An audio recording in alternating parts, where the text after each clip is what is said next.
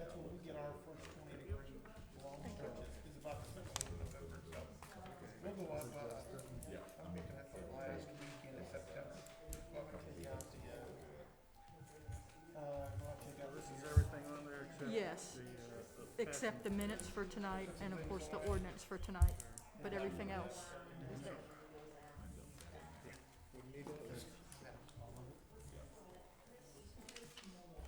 I gotta go there anyways, I've got More, a that's sink to right. put in, and She was asking me his last new name. faucet.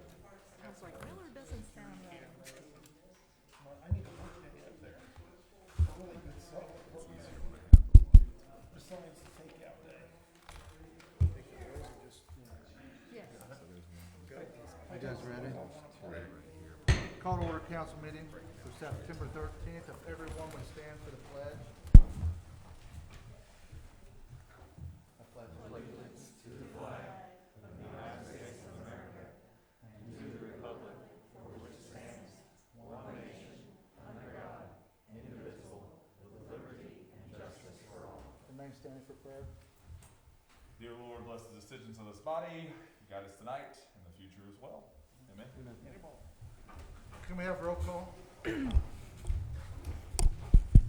Mr. Grove, Here. Mr. Gornell, Present? Mr. Lau, Here. Mr. McNeese, Here. Mr. Salters, Here. Mr. Ravelette, Here. Mr. Stengel, Here. Mayor Yocum. Here. Adoption of the agenda. Make a motion to adopt the agenda. I'll second.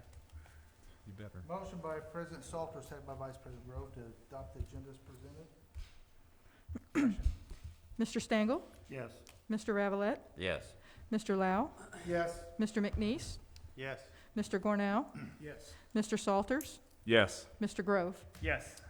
And by a vote of 7-0, the agenda is adopted. And approval of the August 23rd minutes. I make a motion that we approve the August 23rd, and then we had a bond meeting the 24th, so approve the 24th meeting Correct. minutes as well. Yes. Second that. Got a motion by President Salter, second by Vice President Grove to approve the minutes from the August 23rd and 24th meetings. Question? Mr. Lau, Yes. Mr. McNeese, Yes. Mr. Gornell, Yes.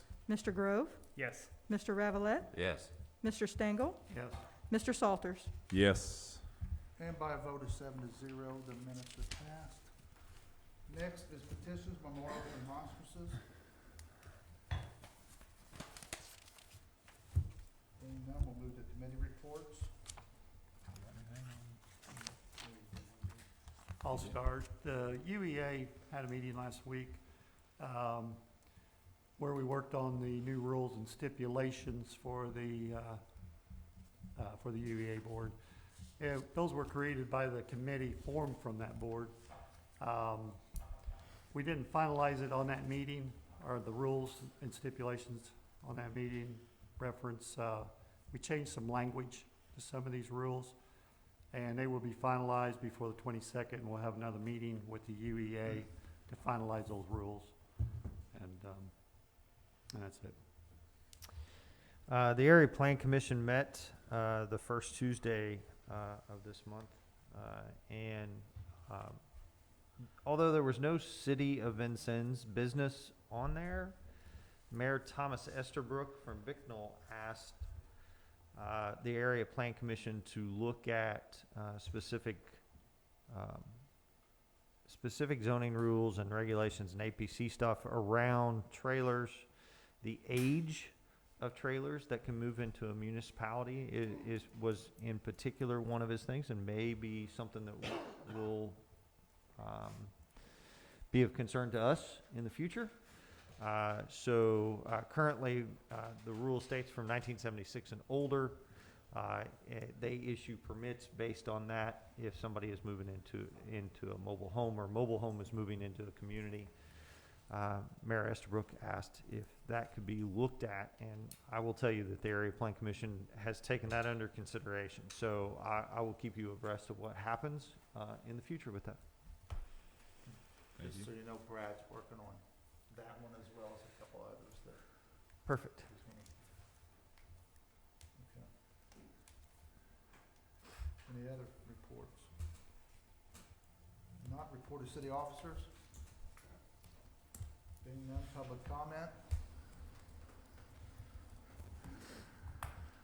We will move to old business. First up is ordinance 11/2021. Your first reading was July 26th, and this is the authorization of issuance and sale of bonds of the city for the purpose of providing funds to be used for the cost of funding capital improvements. Make a motion to read and approve ordinance 11/2021. I'll second. Ordinance number 11/2021, an ordinance of the city of Vincennes authorizing issuance and sale of bonds of the city for the purpose of providing funds to be used for the cost of funding capital improvements together with all necessary appurtenances, related improvements, and equipment in connection therewith. The couple of dates were changed because the bank could not process claims on the June 30th or December 31. Everything else is from the first reading. Discussion.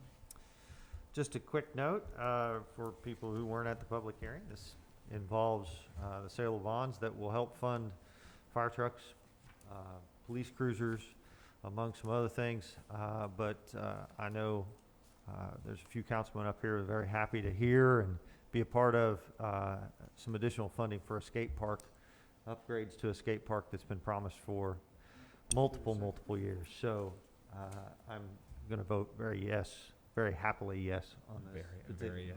Very yes on this particular bond, both for the public safety reasons, first responder reasons, but also some help at our parks. So. Any other discussion?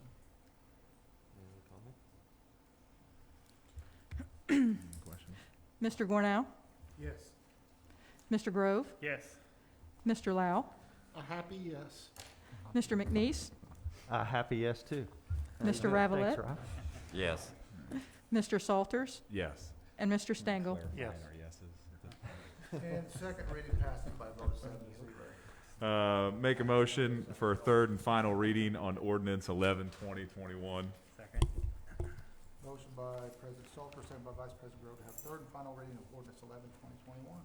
Ordinance number 11/2021, an ordinance of the city of Vincennes authorizing the issuance and sale of bonds of the city for the purpose of providing funds to be used for the cost of funding capital improvements, together with all necessary appurtenances, related improvements, and equipment in connection therewith. And I think they anticipate closing on the 17th of this month. Discussion. Question. Mr. Grove? Yes. Mr. Lau? Yes. Mr. McNeese? Yes. Mr. Gornow? Yes. Mr. Ravelette? Yes. Mr. Salters? Yes. Mr. Stengel? Yes. And by a vote of 7-0, third and final reading of ordinance 11/2021 passes. Next is business updates. Okay, we've got some good news from our businesses. They did see a bit of an uptick once we jumped back into orange or slid back into orange, which is always a good thing. People usually see that as a good marker and good news, so you saw more people go out and spend money in our local businesses, which is always great. Autumn on the Main, always a big success for our businesses, specifically right here downtown, and that went very well. And one of the bigger things that does happen to our community, homecoming happens, and that will be pretty big by some of the numbers and stuff that we've been getting back from the schools and responses of classes that'll be here. So we're quite excited about that, and that'll be a great week for our businesses here in Vincennes. So our businesses are very excited, and there's a lot of good news and a lot of people really focus on helping our local businesses, which has been one of our bigger pushes. So there's a lot of good news there. Okay, next is county metrics. All right, county metrics. I won't be ambiguous here. We're not where we want to be, but we are trending a lot better. And the mayor and I have been going over the numbers, especially where we hit a lot of those bad days in red. What we're starting to see is your new case totals are starting to drop down. We're not seeing days over the hundreds, more like the high 90s where we were seeing. Today we had a new case total of 6, and we've seen that in the high teens, lower 20s, which that's a good trend to see. Our positivity rate has finally dropped underneath 10, and that 7-day rolling total. Now that has to be added together to be able to get the week, but Towards the end of last week, we saw it in the 9s. Today, it was in the 9s. That's a good thing to see. We've still got, some work to do, and we've still got a ways to go to get back to where we want to be, where it's eventually yellow and then blue. But the numbers and what we are seeing, and I can speak too from the school perspective, we are trending in a very positive direction. So that's what we've got there for our county metric update. We have no new business, we'll move on to claims. All right, make a motion to pay claims in the amount of $192,819.49. Second. Motion by President Salter, second by Vice President Grove, to pay claims in the amount of $192,819.49. Any discussion? Question. Mr. Ravelette? Yes. Mr. Gornell? Yes. Mr. Grove? Yes. Mr. Lau? Yes. Mr. McNeese? Yes. Mr. Salters? Yes. Mr. Stangle? Yes. And by a vote of 7-0, the claims are paid. Miscellaneous. All right, couple cleanup things real quick. The county is in the process of redistricting their county council seats and their commissioner seats. With the new census data, it's one of the things that you need to do is kind of look at those and make sure those are clean. They asked if we were interested in looking at those as well and kind of do it all as one. We did a big change, it would have been 10 years ago, and that was probably one of the first big changes in redistricting that we saw in probably 40 plus years. So we'll probably take a look at this. I'll probably put a committee together of Councilman Grove and Councilman Ravelette. The longer tenured councilmen that have been here and were a part of some of those discussions. What we're looking at though is when you get the census data, not a lot of changes for us. Like I said, the big heavy lifting was done 10 years ago when we had to make some bigger changes. And the key thing is making sure the districts are all relatively similar in size. And remember, it's not on voting size, that's on population size. So that's where there are some tricky areas. If you look at kind of voting totals, we have some differences between maybe 500 from one to some of our bigger ones, and then of our smaller ones, and we've got to figure those out as well. So we're going to take a look at it. I wouldn't think it would be too many big changes because, like I said, the bigger lift was done 10 years ago when we really had to make some bigger changes and adjustments. But as the city kind of grows and kind of changes and people are moving in different spots, you've got to make sure that those districts are even, and that's our responsibility to look those things over. The county has a bigger lift to do than what we do. This should be pretty simple on our end. So I just wanted to kind of keep everybody in the loop on that. Once I get energy back up, we're going to start doing the sidewalk survey, and we'll start doing that on Saturdays, just going around as a group like we did the cleanup. Hopefully that'll be in the next couple weeks. I'd like to get my energy level up that I have to be able to be out there with everybody. So kind of look out. I'll email you all. It'll probably be within the next, I'd say 2 to 3 weeks, and we'd be able to do that. And I'll send a reminder too. I'm thinking about possibly doing a cleanup with us on Saturday, and we just kind of walk the homecoming parade route just to make sure we look for those. So if you're free, great. If not, don't worry about it. But we're kind of changing that cleanup method to, instead of just every weekend, kind of big events to make sure that we clean up after those things as well. And that parade route's usually, that traditionally is a little smaller one, so we should be able to walk that one pretty quickly and look through things. So I'll get with you on that. Other than that, Mayor, that's all I've got for miscellaneous. Okay. One thing, Kathy and I are meeting with the accountants on Wednesday to finalize our budgets, so we need to set budget hearings for one night next week. We'll be able to get it done in one night? Yeah. Okay. But you should. What night? Let's just kind of, I'm looking at Monday, Tuesday, or Thursday. do we just want to do Monday? Monday works good. Does for Monday me. work for everybody? Yeah. It's typically a day that we have set aside anyway. If we go next Monday for budget hearings, Mark? Pull up that fancy calendar, man. Yeah, now you're making me dive in, so I'm pretty sure I can make myself available. That's just the way it is. I'll make myself available, so yes, Monday. What time do you want to start that, Mayor? I can do it any time Monday. 6. What, 5, 6? I know Brian's got conflict until Actually- 6. Actually, next Monday I am out of town. I'm at the county, like AIM, but I'm at the Association of Indiana Counties. Okay. Next Monday and Tuesday. Next Monday and Tuesday, so. But, I mean, you guys can have hearings without me. I'm not one councilman. No, we prefer everybody Well, to be Wednesday. here. What about Wednesday for everybody? I can't do Wednesday. Yeah, Thursday. Thursday's better. No, Thursday I'm gone too. Yeah. Thursday's okay with me. All right, so you're gone Monday. Next week's just That's bad next- for me. next- Well, we're not making too many changes. We've had numerous budget hearings. You guys just do your, You want to go, if we go Monday, are you okay with that? Yep. All right, let's go Monday then, and just get it done. And the nice thing about it is we've had numerous discussions over this already. So this should be a pretty simplistic and straightforward budget hearing process. Like, I mean, I feel that we're all pretty confident with where we're at in the budget and with what's going on in the budgetary process. Everybody go with that? So next Monday at 6, 6 we'll do p.m., our, yes. yep. 6.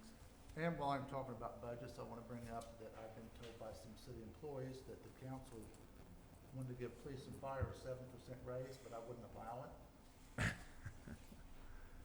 And I'm going to tell you, a 3% raise for all city employees, just a raise, not counting PERT, is just under $200,000. A 7% raise for police and fire, counting PERT, is $512,000.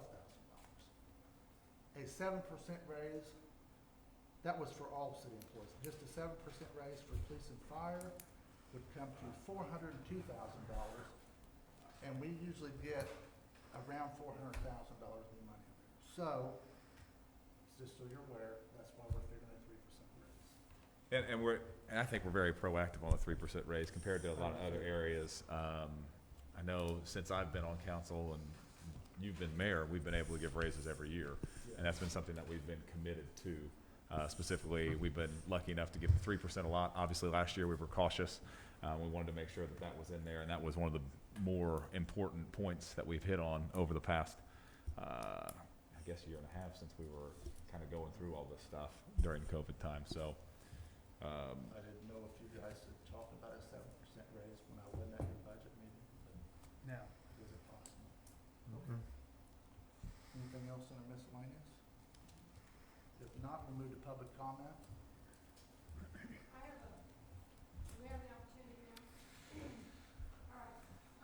there you go, the microphone, name and address. Name and address. I'm Sandy Ivers. I live out 6384 South 6th Street Road. I wasn't here, as you know, for the information that you gave Mr. Salters on the vaccine, on the COVID and all that. So did you mention or say anything about the CDC VAERS report No, I just go over the numbers.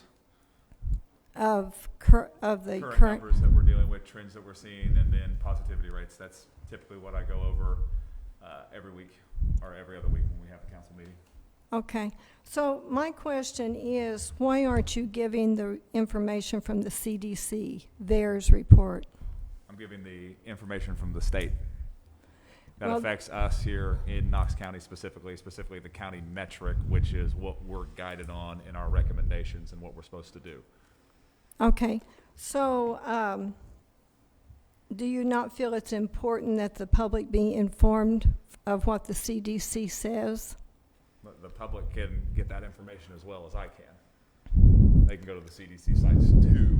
The key thing for us is that county metric number, which is the recommendations that the state gives us in events, planning, and preparation moving forward in our county, in our district, in our area in Indiana. And so that all has to do with the health and safety of our community, doesn't it? Isn't that you're informing the public? Yeah, and it's giving them a heads up on what this is going to look like when it comes to planning and preparation, specifically from our end when it comes to those metric numbers and colors. All right, so my question is, and really a statement, without informing the public on all the information, not just those numbers, but also the adverse events that have been taking place through CDC and VAERS. I have those for you. From December 14th, 2020 through August 27th, 2021, the adverse events deaths were 13,911. The adverse events where the people were affected adversely is 650,077. The serious injuries, 85,971. And so what I'm getting at is, in order to bring unity in our community, because people look at those of us who have not gotten the vaccine and they're saying, how can you do this? You're being selfish. Why aren't you getting the vaccine? Don't you care about everybody else? And so what we're doing is, we have gotten the information. We know this. We've done our research on the vaccine, the source of it, and what's all involved with that. And we found out that it's really not beneficial, which I gave you all a packet a couple weeks ago. And apparently you didn't look at that or didn't believe those doctors, nurses, scientists, CDC. So Sandy, can I interrupt? You believe one way, I believe something else. Can we leave it at that? We You can't, won't? Mark, Why not? because this is scientific. It keeps going back to go to the science, go to the science. We've gone to the science. There are people dying. There are people being injured because of the vaccine. And not only that, the discord that this narrative has caused. Like, we're selfish. We don't care about you all. When the fact of the matter is, we do care. And that's why we want people to be informed before they get the vaccine, and especially before they keep pushing it on our children. There are children dying out on the soccer field. Have any of you read any of those reports? I think I don't read the same stuff you do. Why not? Because I don't find it to be as factual as I believe it to be, as you do. And You so, don't believe in the virus. You don't believe in the vaccine. Is this correct? I believe Is it's that up what to, I'm asking you. Do you believe in taking a vaccine of any kind? for myself, I'm not going to take a vaccine, but I believe it That's should fine. be public choice. And in order for a person to make a quality decision and not being influenced by fear, which right now the propaganda, the mainstream media says the only remedy for this Sandy, virus. Mrs. Ivers, we're not the mainstream media.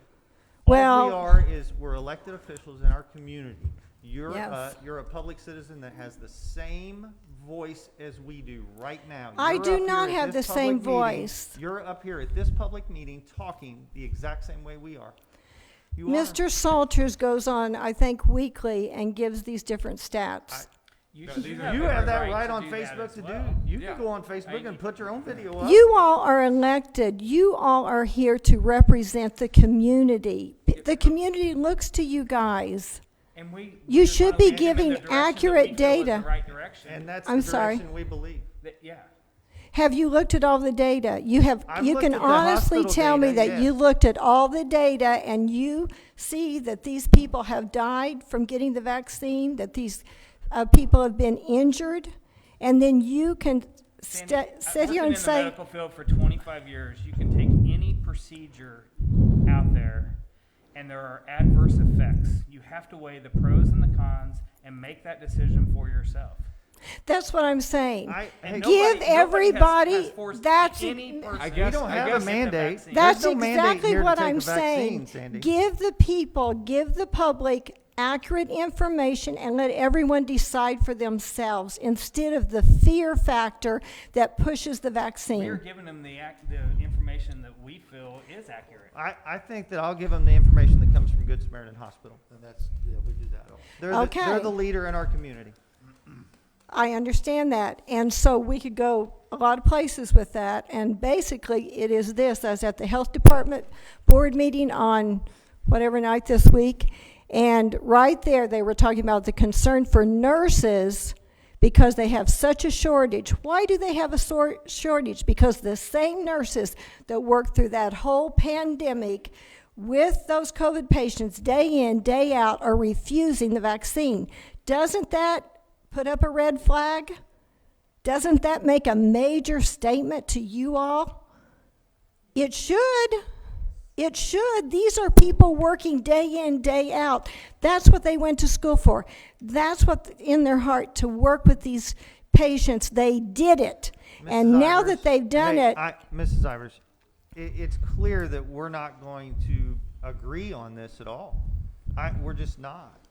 And I apologize. That so we, what is it we're not agreeing on? I signed, when the vaccine was available, I worked the vaccine clinic and got the vaccine as soon as I could. Okay. No adverse effects. And guess what I've not had? COVID. I'm happy about that. Have you thought about a year down the line, Mark? I think that, Do you know that there's 10,000 no people a studies year on this die- vaccine? Hey, 10,000 people a year die of ibuprofen overdose. Do you take it every day? It goes much farther than getting a vaccine today. You don't know what's going to happen a year from now because this thing has never been, it has no proven beneficial. I don't know a single person with polio. You know why? No vaccine. That was a vaccine. What we're talking about has never been put in a human being before. And you know what it was put into? When it was studied a few years ago, COVID-19, it was studied a few years ago. And they put the injection into ferrets because their system is much like ours. They were all fine until a few months later, and then the next virus came, they all died. It's because what was put into their system affected their immune system in such a way that their immune system couldn't take that next virus, and they died. And I don't talk about that a lot because I don't like to cause fear. I'm against fear. I'm against fear. That's why I believe you should be giving accurate information to our community and let everyone make their own decision. Yeah, but we do. And we don't live on fear here. We're the ones that encourage. Why are you all wearing a mask? I just had heart surgery. It's proven that masks are not beneficial for the virus. It's scientific I'll take my proof. steps here. For me feeling the way that I do.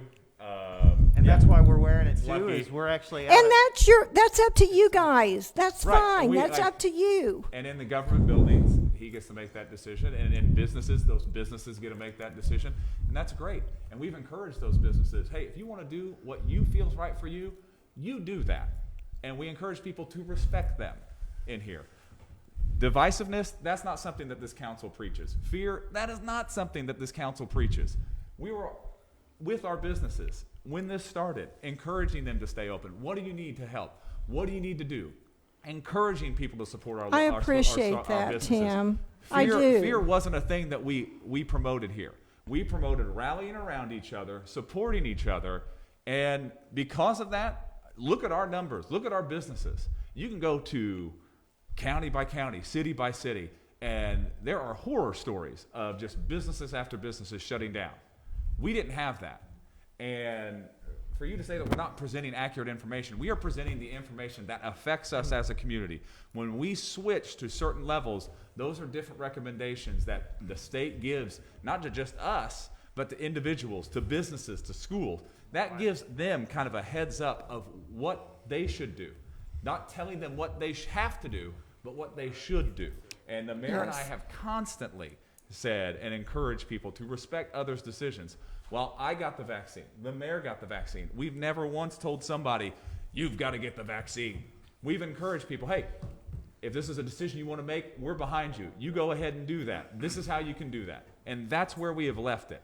There's been no mandate here. There's been no force here. Tim, there's been no fear here. Yeah, and Miss Ivers, I attend a number of the same meetings you do. I really do. We go to a lot of the same meetings.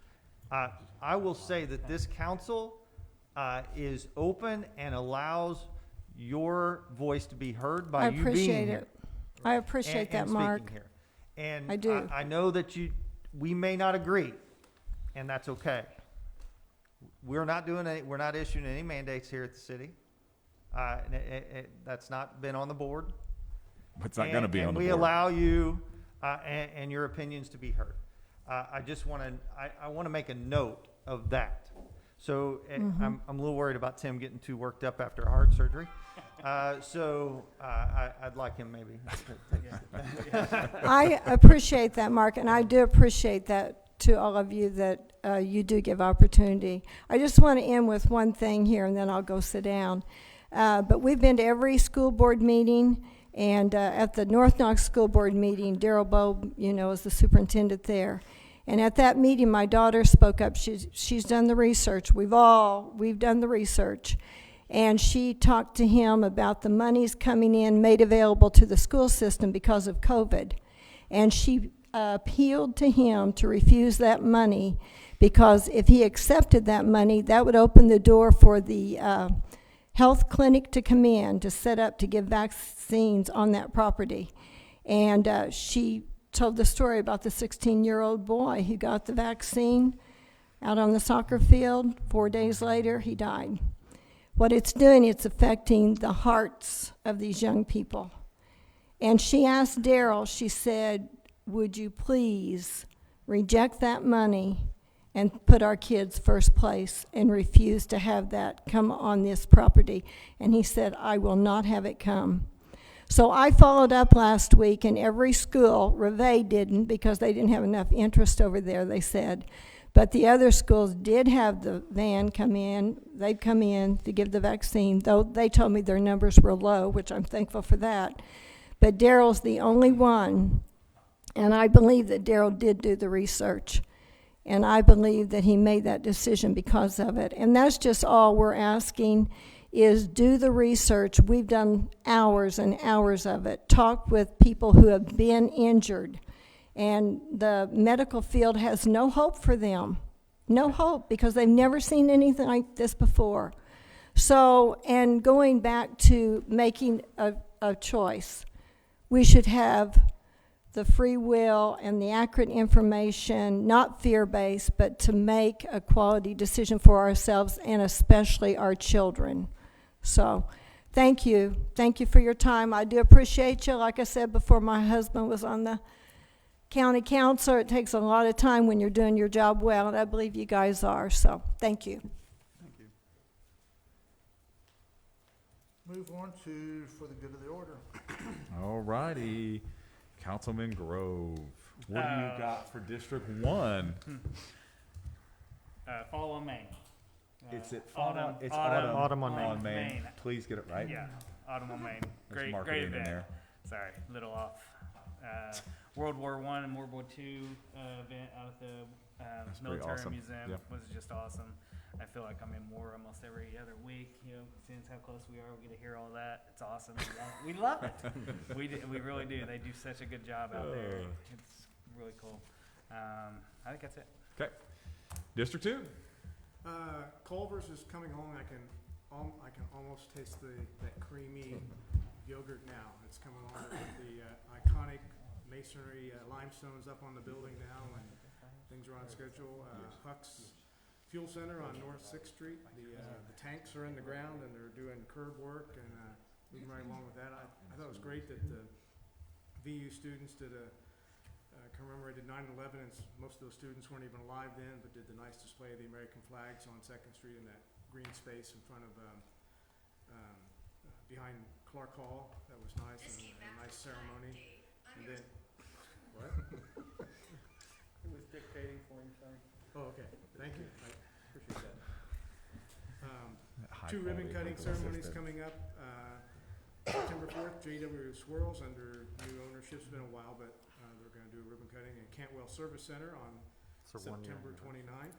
A shout out to JP and his engineering group. I had some aftermarket stuff put on my Jeep Autovations on 10th Street, and I asked, because he's in my district and I support businesses in my district, I asked him if he had any concerns or anything he needed, and he was quick to take advantage of that, Keith Castle, and he said that he was having a problem with the alley, because a lot of his customers enter the garage through the alley, and so he said the water department come through and put gravel through there, but he said there's a big flooding right at the entrance of that alley, so I reached out to JP, and he contacted street department. They're going to do some kind of milling to alleviate that.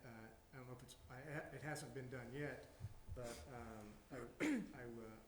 appreciate him, even if some people don't even want to say anything, but he's been in business for 35 years, and he said he appreciated what the water department did and what I'll give him an update on what JP said in an email, but he's going to look into that and have something done. So that's all I have. All right, District 3, Councilman Stengel. I can't believe how good the 100 block of North 9th looks since they tore down the old records building, and they actually also tore down the women's work release home, or where they kept the inmates for work release. It just looks great, and the bank's coming along great, looking good. That's all I got. All right, thank you. All right, Councilman Ravelette, you gonna blow our minds with District 4? Probably not. No, I'm very excited about that. They're clearing the land for the new housing development there between Hart Street and Bunton Street behind Ducky's. And as we've learned many times in the past, we're really needing new housing development. And that's one of the great, I think, things moving forward in our city is more of that type of businesses. Yeah, the thing I like about that one is I think that's gonna spur a lot of those smaller type developments. And when you talk about Right. like, typically we talk about like bigger, but this is kind of a smaller one. I think people will start looking for pockets like that. I think this is really a neat opportunity. Yeah, I'm excited about it. All right, District 5, Councilman Lau. Well, I had the opportunity to be down in Autumn on Main, and that was incredible to see so many people down there and participating, and what a great event. I know that Hoosier Cruisers were out in the park. I said, filling the park with cars and giving people an opportunity to come out. And I guess just as we are coming into the fall. I mean, we're into September, but that means leaf season very soon. I know that how excited I know the city is for leaf season, but I know that as we come closer, I know that as people prepare, just always encourage people to be patient with, especially the city street department as they work through there and get leaves cleaned up and so forth. But they're coming. We're not long away from the first leaf drop. But I think with some of the activities that are going on in the community, it's just great to see everybody out and participating and willing to participate, and that's a really good thing. It's the most excitement for leaves I've seen up here. Councilman McNeese, what do you got? A couple things. One, real quick, PACE. PACE is having their annual stakeholders meeting, and I just sent you guys the information. The City Council is supporting PACE. They do Head Start within our county, in our city, and then also 3 other counties, Davies, Sullivan, and Greene. Doors open at 5:30. It is at Vincennes University. Mask is required per Vincennes University's orders. So I think that you'll have a good time. I will be your MC. I am sorry for that part of it. But if you want to go, I've sent it all into your emails. Just let us know. All right. My for good of the order. It's good to be back. I missed all of you very much. But the biggest thing I think coming up is homecoming. We have a lot of classes that will be coming back. I know I'm a homer for Lincoln in the VCSE, and that's okay. Before you get to the time on how many classes, Yeah, because I think we're typically in the low 20s And is we're- what, Yeah. and this is the big number of how It's many changed. classes. Now it's 26 classes. Yeah, so we keep getting more and more people come in, the interest. I've been answering calls basically from late last week to early this week.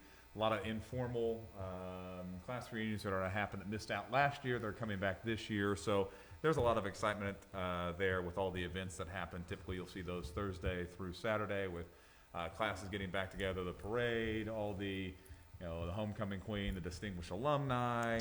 It's just going to be a big fun event, and that was one of the things I know that our city does extremely well. And I know that not everybody's from Lincoln, but it does kind of incorporate the whole city, and to be able to do that again is going to be absolutely fantastic. So, Tim, if anybody would like to volunteer to help clean up afterwards, yeah, come on we'll there. be We'll see you there at 1 o'clock we'll in the send morning. It'll be I'll Saturday. be there. We'll send dates and we'll send times, and It's we'll probably it's always a lot of fun. we'll just meet right here in the city hall parking A lot. big shout out to Paula at the pavilion afterwards. She helps with that too, or did in the past, and I'm sure she'll be there this time too. She does incredible work there. Yeah, it should be a good weekend, so, I'm looking forward to that, and I know a lot of people are too, and, I mean, we had the class, 1954 came to, the high school last week, and they ended out their account, and they donated that into the students' fund for the students to be able to use that, and it's those kind of connections and that kind of relationship that you do like to see. So we're excited, we're ecstatic, we get to have this after not having it for a year. And I think that's something that we said with a lot of things. I mean, people are liking to get back out and have these events, so that's mine. Mayor, what do you got? Real quick, I want to thank the Knox Life group that did the cleanup citywide this weekend. They ended up picking up 90 bags of trash. It was all for nonprofits could pick up trash and earn money for the trash they picked up. So, and their next cleanup will be in November before the holiday season, downtown holiday season. So look forward to that. And the other thing is, you mentioned the skate park and our bonds. Myself and Chris, park superintendent, and Michelle Carrico met today, and we're going to apply for some grant dollars for the skate park to hopefully match the $250,000 that we're going to put towards it. So Be good. Be good. that's all I got. All right. If nothing else, we just need a motion to adjourn. So moved. So moved. All right, We're hey, adjourned. make sure you sign the paperwork. And don't Yes, forget don't Monday. anybody leave. Yeah, Monday.